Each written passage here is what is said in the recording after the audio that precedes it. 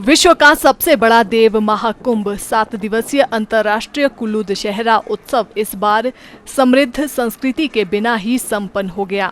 Corona के भय से बुलाए गए सीमित देवी देवताओं ने रथ यात्रा में भाग लिया। प्रशासन ने रथ यात्रा से पहले एक बार फिर कर्फ्यू लगाया और जिला मुख्यालय में अनावश्यक लोगों को प्रवेश नहीं करने दिया।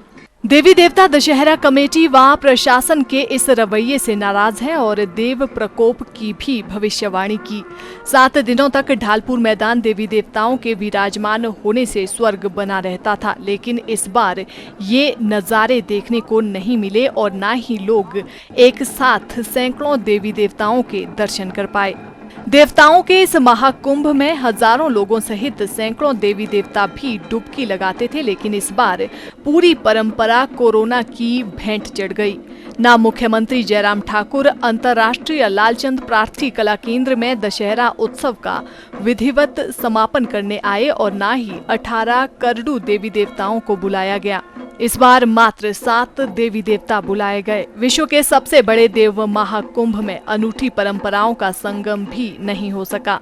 कुल्लू दशहरा पर्व में रघुनाथ की रथ यात्रा के बाद विधिवत रूप से शनिवार को लंका दहन के नजारे के सीमित लोग ही गवाह बने।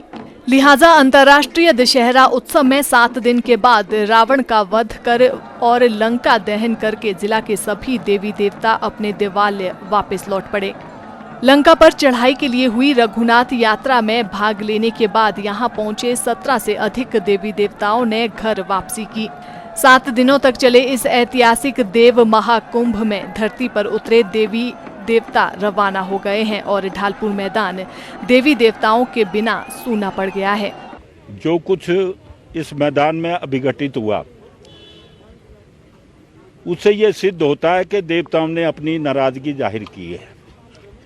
इसको ध्यान में रखते हुए और जो देवताओं के आपके फलानी नारायण हैं, उन्होंने सबसे पहले यहाँ आकर कहा था कि जगती करो, ये जब दौरे में जा रहे थे।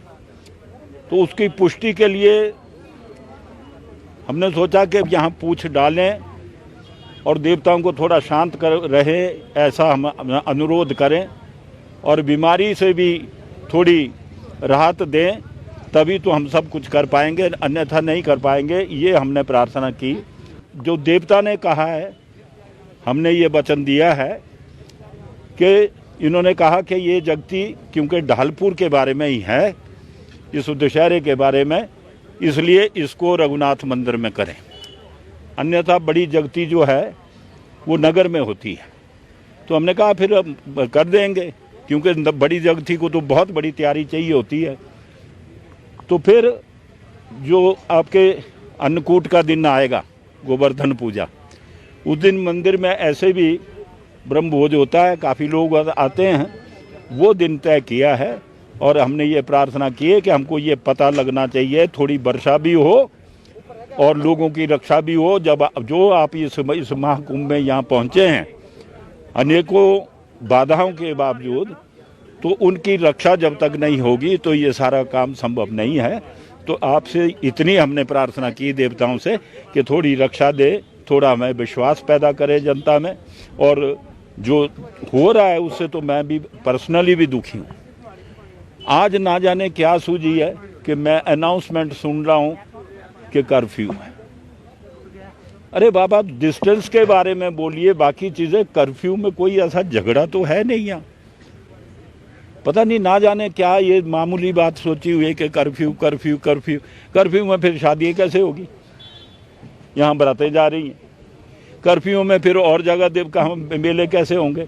वो भी हो रहे हैं। तो ये कर्फ्यू क्या सीमित स्थान के लिए है? आप ये कहिए कि डिस्टेंस करो। अब कोरोना बहुत खतरनाक बीमारी है, इससे बचो, मास्क लगाओ, ये तो समझ आती है। ये समझ नहीं आती बात। फिर बेकार में आतंक फैलाना ये ठीक